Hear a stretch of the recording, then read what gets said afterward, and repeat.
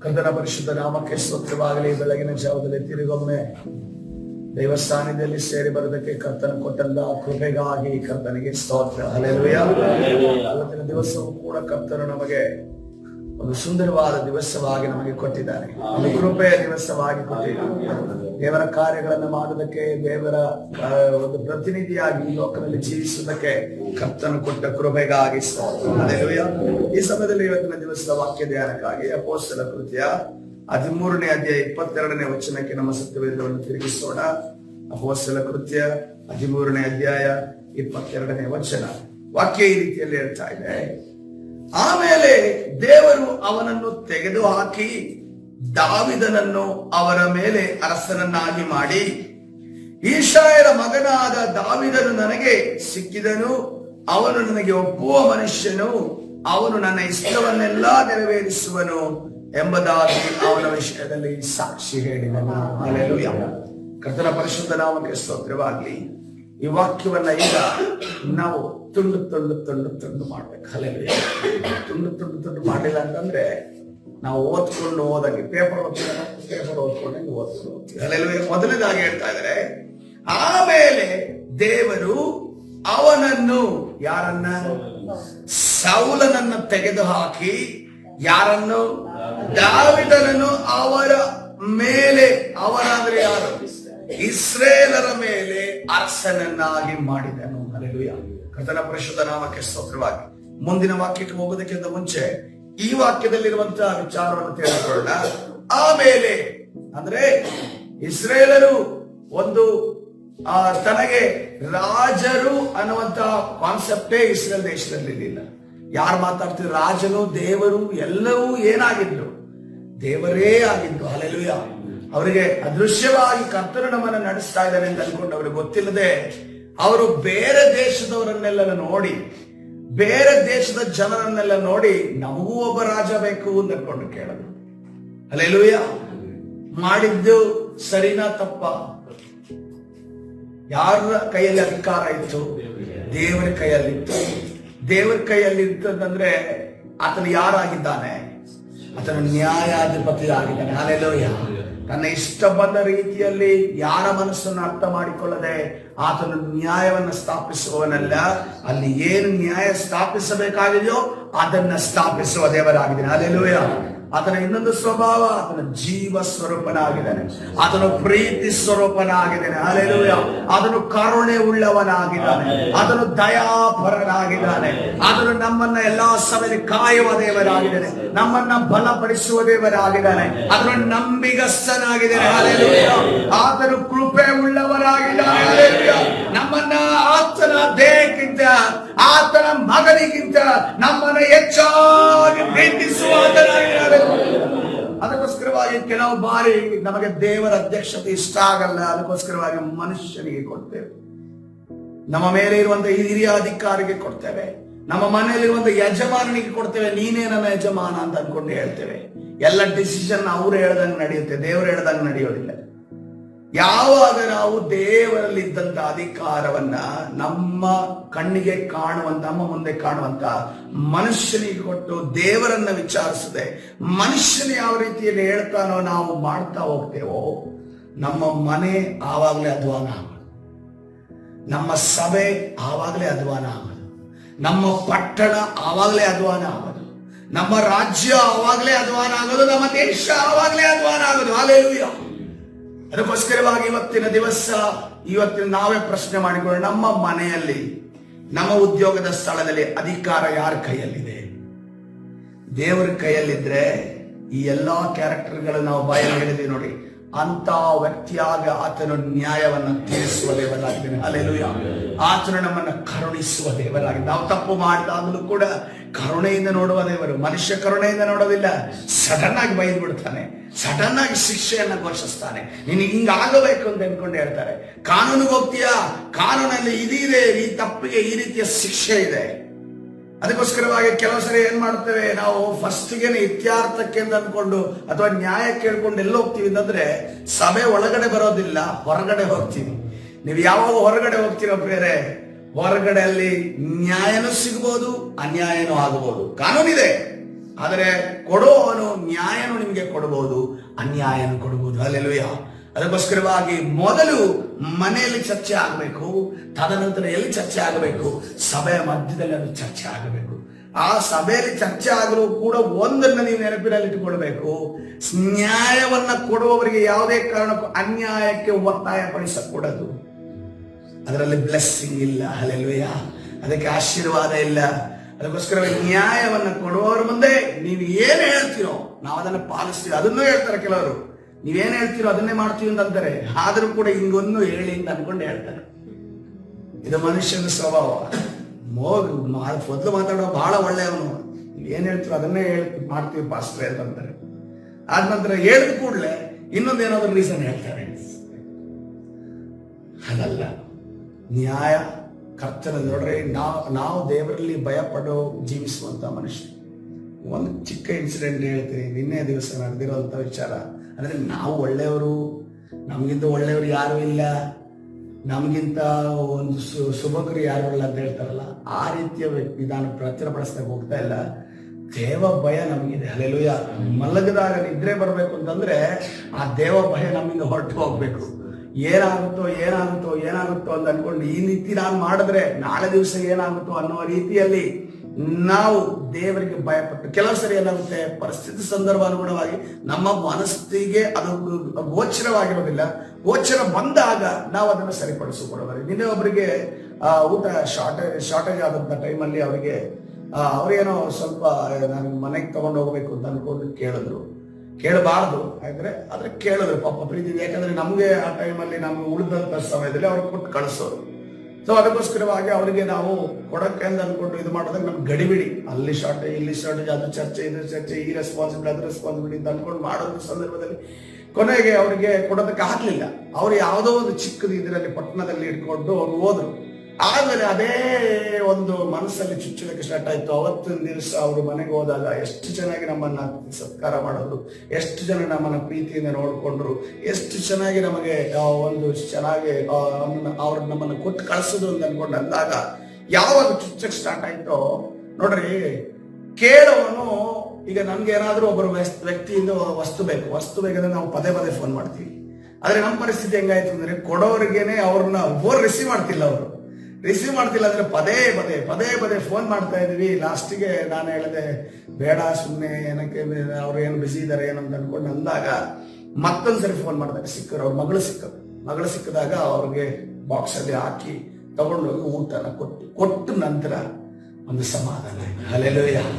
ಕೊಟ್ಟು ನಂತರ ಸಮಾಧಾನ. ಯಾಕೆಂತಂದ್ರೆ ದೇವರ ಯಾವುದೇ ಒಂದು ನೋಡ್ರಿ, ಅನ್ನಕ್ಕೋಸ್ಕರ ಕೇಳಿದವ್ರು ನಾವು ಕೆಲವು ಸರಿ ಏನ್ ಮಾಡ್ತೀವಿ ಅಂತಂದ್ರೆ ಸ್ಟ್ರಿಕ್ಟ್ನೆಸ್ ಅನ್ನು ತೋರಿಸ್ತೀವಿ. ಬಟ್ ಆದ್ರೆ ಸಮಟೈಮ್ಸ್ ನಮ್ಗೆ ಏನಾಗುತ್ತೆ ಅಂದ್ರೆ, ಕೆಲವು ಪರಿಸ್ಥಿತಿಗಳಲ್ಲಿ ನಾವು ದೇವರ ದೃಷ್ಟಿಯಲ್ಲಿ ಜನರನ್ನ ನೋಡೋಕಂತ ಪರಿಸ್ಥಿತಿ ಬರ್ತದೆ. ಅದಕ್ಕೋಸ್ಕರವಾಗಿ ನೋಡ್ರಿ, ದೇವರ ಸೇವಕರ ಮುಂದೆ ನ್ಯಾಯ ಕೇಳ್ಕೊಂಡು ನೀವು ಬರುವಾಗ, ದೇವರ ನ್ಯಾಯ ಏನಿದೆಯೋ ಅವರ ದೇವರ ನ್ಯಾಯವನ್ನ ಹೇಳುವಾಗ ನಿಮ್ಮ ನ್ಯಾಯವನ್ನ ಅದರ ಮಧ್ಯದಲ್ಲಿ ಹೇಳ್ಬಿಡಿ. ಹಲ್ಲೆಲೂಯಾ. ಅದು ಹೇಳಿದ್ರೆ ಅವ್ರ ಹತ್ರ ನ್ಯಾಯಕ್ಕೆ ಬಂದಿದ್ದಕ್ಕೆ ದೇವರಲ್ಲಿ ನ್ಯಾಯ, ದೇವರನ್ನ ಅಧಿಕಾರಿ, ದೇವರನ್ನ ಯಜಮಾನ ಅಂತ ಅನ್ಕೊಂಡು ನೀವು ಘೋಷಿಸ್ತಾ ಇಲ್ಲ. ಹಲ್ಲೆಲೂಯಾ. ಅದಕ್ಕೋಸ್ಕರವಾಗಿ ಕೆಲವು ನ್ಯಾಯಕ್ಕೆ ದೇವರ ಸೇವಕರು ಬರೋದಿಲ್ಲ. ಯಾಕೆಂತಂದ್ರೆ ಅಲ್ಲಿ ಅನ್ಯಾಯನ ಆಗೋದು ಅಂತ ಅನ್ಕೊಂಡು ಗೊತ್ತಿರುತ್ತೆ. ಅದಕ್ಕೋಸ್ಕರ ದೇವರ ಸೇವಕರು ಸ್ಟಾಗ್ನೆಂಟ್ ಆಗ್ತಾರೆ. ಎಲ್ಲೂ ಕೂಡ ನಾನು ಬರೋದಿಲ್ಲ. ಅವರು ನೀವು ಅಂದ್ಕೊಂಡಿದ್ದೀರಾ ಈ ವಿಚಾರದಲ್ಲಿ ದೇವರ ಸೇವಕರು ಏನೂ ಮಾಡ್ತಾ ಇಲ್ಲ ಅಂತ ಅನ್ಕೊಂಡು ದೇವರ ಸೇವಕರು ಮೊಣಕಾಲೂರಿ ಮೊರೆ ಇಡ್ತಿರೋ ವಿಚಾರ ನಿಮಗೆ ಗೊತ್ತಿಲ್ಲ. ಹಲ್ಲೆಲೂಯಾ. ದೇವರು ಸೇವಕರಲ್ಲಿ ಬಂದಿದ್ರು ಕೂಡ ಬರದೇ ಇದ್ರು ಕೂಡ ದೇವರು ತಾನೇ ಬಂದು ಅಲ್ಲಿ ನ್ಯಾಯವನ್ನ ತೀರಿಸುವಾತನಾಗಿದ್ದಾನೆ. ಹಲ್ಲೆಲೂಯಾ. ಇಲ್ಲಿ ನಾವು ನೋಡ್ತಾ ಇದ್ದೇವೆ, ದೇವರೇ ರಾಜನಾಗಿ ಅಧಿಕಾರಿಯಾಗಿ ಸರ್ವಾಧಿಕಾರಿಯಾಗಿ ನಿಂತ ಒಂದು ದೇಶದಲ್ಲಿ ಜನರು ಕೇಳ್ತಾರೆ, ನಮಗೊಬ್ಬ ರಾಜ ಬೇಕು. ಸಮುವೇಲ ಹೇಳ್ತಾನೆ, ರಾಜನನ್ನ ಕೇಳ್ತಾ ಇದ್ದೀರಾ? ಬೇಡ, ತಪ್ಪು ಮಾಡ್ತಿದ್ದೀರಾ. ಅವನು ಇಷ್ಟದ ಪ್ರಕಾರವಾಗಿ ನ್ಯಾಯವನ್ನು ಹೇಳ್ತಾನೆ, ಮೂಗಿನ ನೇರಕ್ಕಾಗಿ ಮಾತಾಡ್ತಾನೆ. ನಾಳೆ ದಿವಸ ಕಷ್ಟಗಳನ್ನ ಅನುಭವಿಸ್ತೀರಾ ಅಂತ ಅನ್ಕೊಂಡು ಹೇಳಿದ್ರು ಕೂಡ ಬೇಡ, ನಮ್ಗೆ ರಾಜ ಬೇಕೇ ಬೇಕು ಅಂತ ಅನ್ಕೊಂಡು ಹೇಳಿದಾಗ ಯಾರನ್ನ ನೇಮಿಸಿದ್ರು? ಸೌಲನನ್ನ ನೇಮಿಸಿದ್ರು. ಹಲ್ಲೆಲೂಯಾ. ಸೌಲನನ್ನ, ಮೊದಲನೇ ರಾಜನಾದ ಸೌಲನನ್ನ ಏನ್ ಮಾಡಿದಂತೆ ದೇವರು ತೆಗೆದು ಹಾಕಿದ್ರು. ಹಲ್ಲೆಲೂಯಾ. ಯಾಕೆ ತೆಗೆದು ಹಾಕಿದ್ರು? ರೀಸನ್ ಹುಡ್ಕೋಣ, ನೋಡೋಣ. ಯಾಕೆ ಸೌಲನನ್ನ ತೆಗೆದು ಹಾಕಿದ್ರು? ಪ್ರಶ್ನೆ. ಒಂದು, ಅವಿಧೇಯನಾದನು. ಎರಡನೇದಾಗಿ ಯಾಜಕನು ಮಾಡುವಂತ ಕೆಲಸವನ್ನ ಯಾರು ಮಾಡಿದ್ರು? ಸೌಲ ಮಾಡದ. ಮೂರನೇದಾಗಿ ಅದನ್ನ ದೇವರು, ಅದು ಅವಿಧೇಯಕ್ಕೆ ಬರುತ್ತೆ, ಆದ್ರೂ ಕೂಡ ಏನೋ ದೇವ್ರು ಏನ್ ಮಾಡಬೇಕು ಅಂತನೋ ಅದನ್ನ ಮಾಡಬೇಕು ಅಂತ ಇಲ್ಲಿ ಕೂಡ ಒಂದು ಪಾಪ ಕೂಡ ತುಂಬಿರ್ಲಿಲ್ಲ. ಇನ್ನೊಂದು ರೀಸನ್ ಇದೆ, ದೇವರು ದಾವೀದನ್ನ ಹಿಂಬಾಲಿಸೋದ, ಇಲ್ಲಿಗೂ ಕೂಡ ಕೊಡ ತುಂಬಲಿಲ್ಲ. ಇನ್ನೊಂದು ಕೊಡ ತುಂಬದಕ್ಕೆ ಇನ್ನೇನು ಟಿಪ್ ತನಕ ಬರಬೇಕು. ಇದು ಮಾಡದ ನೋಡಿ, ಇಲ್ಲಿ ತುಂಬ್ತವಂತು ಪಾಪ.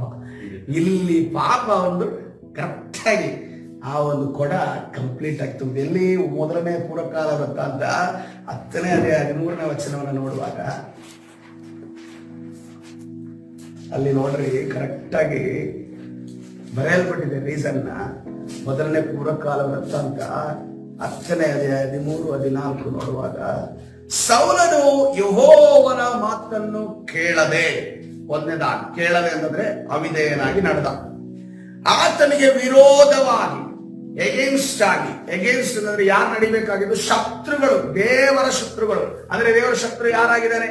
ಸೈತಾನನು ನಡಿಬೇಕಾದಂತ ಒಂದು ಸ್ಥಳದಲ್ಲಿ ಯಾರು ವಿರೋಧವಾಗಿ ನಡೆದ? ಸೌಲನು ದುರಾತ್ಮನನ್ನು ಹೊಂದಿಕೊಂಡು ದುರಾತ್ಮ ಪೀಡಿತನಾಗಿ ನಡೆದ. ಎರಡನೇ ಪಾಯಿಂಟ್. ಮೂರನೇದಾಗಿ ಹೇಳ್ತೀವಿ, ಅವನು ದ್ರೋಹ ಮಾಡದಂತೆ. ಹಲ್ಲೆಲೂಯಾ. ವಿರುದ್ಧವಾಗಿ ನಡೆದು ದ್ರೋಹ ಮಾಡದ. ಮತ್ತು ನಾಲ್ಕನೇದಾಗಿ ಯೆಹೋವನ ಸನ್ನಿಧಿಯಲ್ಲಿ ವಿಚಾರಿಸದೆ ಪ್ರೇತ ಸಿದ್ಧರಲ್ಲಿ ವಿಚಾರಿಸಿದ್ದರಿಂದಲೂ ಅವನಿಗೆ ಇಂಥ ಮರಣವಾಯಿತು. Hallelujah, hallelujah. ನೋಡ್ರಿ, ಅವಿದೇ ನಡೆದ ದೇವರು ಕ್ಷಮಾಭಾವನೆಯಿಂದ ನೋಡಿದ್ರು. ವಿರುದ್ಧವಾಗಿ ನಡೆದ ಕ್ಷಮಾಭಾವನೆಯಿಂದ ನೋಡಿದ್ರು. ದ್ರೋಹಿಯಾಗಿ ನಡೆದ ಕ್ಷಮಾಭಾವನೆಯಿಂದ ನೋಡಿದ್ರು. ಯಾವಾಗ ತನಗೆ ಸಿಕ್ಕ ಗೌರವವನ್ನ ಯಾವಾಗ ಇನ್ನೊಬ್ಬನಿಗೆ ಕೊಡುತ್ತಾರೋ ಕರ್ತನು ಅದನ್ನ ಸಹಿಸೋದಿಲ್ಲ. ಹಲ್ಲೆಲೂಯಾ. ಕರ್ತನು ಅದನ್ನ ಎಂದಿಗೂ ಸಹಿಸೋದಿಲ್ಲ. ಯಾಕೆ? ಸೌಲನಿಗೆ ಗೊತ್ತಿತ್ತಲ್ವಾ, ನನಗೆ ಈ ಒಂದು ದೇವರನ್ನ, ನಾನು ಚಿಕ್ಕಂದಿನ ಬೆನ್ಯಾಮಿನ್ ಕುಲದಿಂದ ಬಂದವನವನು. ಕುಲೋಪಾದಿಯಲ್ಲಿ ಬಂದಂತ ಈ ಯಾವಾಗಲೂ ಆಕ್ಸಿಡೆಂಟ್ ಅಲ್ಲಿ ನಾವೀಗ ರಕ್ಷಣೆ ಹೊಂದಿದೀವಲ್ಲ, ನಮಗೆ ಮೊದಲಿಂದ ಗೊತ್ತಿಲ್ಲ, ಚಿಕ್ಕಂದಿನಿಂದ ಗೊತ್ತಿಲ್ಲ ಅಂತ ಅನ್ಕೊಂಡು ಹೇಳುವಂತ ಪರಿಸ್ಥಿತಿ ಸೌಲನಿಗಿಲ್ಲ. ಸೌಲನು ಚಿಕ್ಕಂದಿನಿಂದಲೇ ದೇವರ ಸನ್ನಿಧಿಯಲ್ಲಿ ಬೆಳೆದವನು. ದೇವರಂದ್ರೆ ಯಾರು, ಧರ್ಮಶಾಸ್ತ್ರ ಅಂದ್ರೆ ಏನು, ಆತನಿಗೆ ಯಾವುದಕ್ಕೆ, ಆತನ ಆಜ್ಞೆಗಳಂದ್ರೆ ಏನು, ಅದರ ಆಜ್ಞೆಗಳಲ್ಲಿ ಯಾವ ರೀತಿ ನಡೆಯಬೇಕು, ಆಲಯ ಅಂದ್ರೆ ಏನು, ಸಬ್ಬತ್ ದಿನ ಅಂದ್ರೆ ಏನು, ಅದೇ ಅಲ್ಲಿರುವಂತಹ ಹಬ್ಬಗಳಂದ್ರೆ ಏನು, ಎಲ್ಲವನ್ನ ತಿಳಿದಂತ ಸೌಲನು ಯಾಕೆ ಈ ಒಂದು ಪ್ರೇತ ಸಿದ್ಧರ ಬಳಿಗೆ ಹೋದ? ಯೆಹೋವನ ಆತ್ಮ ಅವನ ಮೇಲಿಲ್ಲ. ಯಾವುದು ಒಳಗಡೆ ಹೋಗ್ತಿತ್ತು? ದುರಾತ್ಮವನ್ನು ಹೋಗ್ತಿತ್ತು. ಹಲ್ಲೆಲೂಯಾ. ನೋಡ್ರಿ, ಒಂದು ಸೀಕ್ರೆಟ್ ನಾವು ಅರ್ಥಕೊಳ್ಬೇಕು. ದೇವರ ಆತ್ಮನು ನಮಗೆ ಬರೋದು ನಮ್ಗೆ ಗೊತ್ತಾಗುತ್ತೆ, ದೇವರ ಆತ್ಮ ತುಂಬಿಸುವಿಕೆ ನಮಗೆ ಗೊತ್ತಾಗುತ್ತೆ. ಅದು ಒಂದು ವಿಚಾರ. ದೇವರ ಆತ್ಮ ನಮ್ಮನ್ನು ಬಿಟ್ಟು ಹೋಗೋದು ಗೊತ್ತಾಗಲ್ಲ. ದೇವರ ಆತ್ಮ ನಮ್ಮನ್ನು ಬಿಟ್ಟು ಹೋಗೋದು ಗೊತ್ತಾಗಲ್ಲ. ಅದಕ್ಕೋಸ್ಕರವಾಗಿ ಕರ್ತನ ಸನ್ನಿಧಿಯಲ್ಲಿ ನಮ್ಮನ್ನು ನಾವು ಇವತ್ತಿನ ದಿವಸ ಒಪ್ಪಿಸಿಕೊಡೋಣ.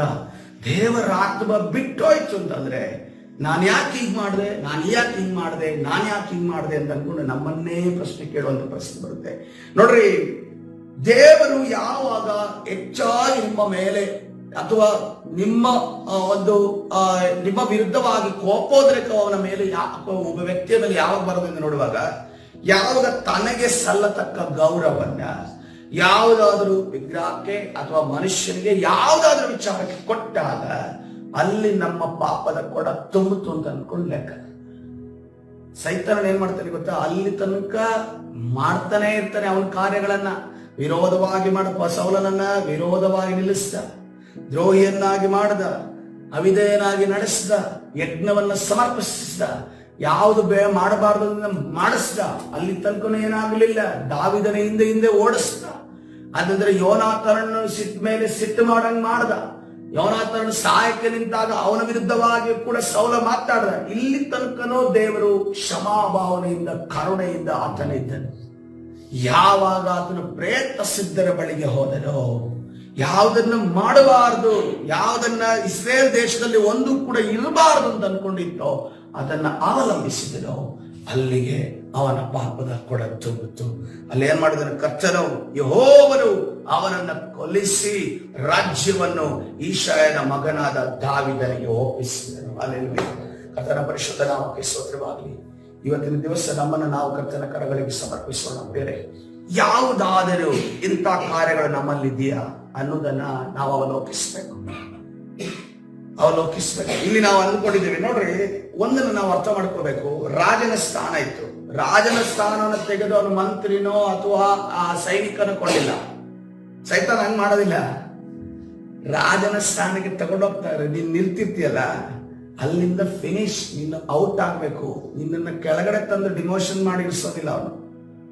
ಅವನ ಸ್ಟ್ರಾಟಜಿ ಏನಂತಂದ್ರೆ ಡಿಮೋಷನ್ ಮಾಡಿ ಇಟ್ಕೊಳ್ಳೋದಲ್ಲ, ಅದು ಕರ್ತನ ಮಾಡ್ತಾನೆ. ಡಿಮೋಷನ್ ಮಾಡಿ ನೀನು ಪಾಠ ಕಲಿಸಿ ಮತ್ತೆ ಪ್ರಮೋಷನ್ ಕೊಡ್ತಾನೆ. ಹಲ್ಲೆಲೂಯಾ, ಅದು ಕರ್ತನ ಸ್ಟ್ರಾಟಜಿ.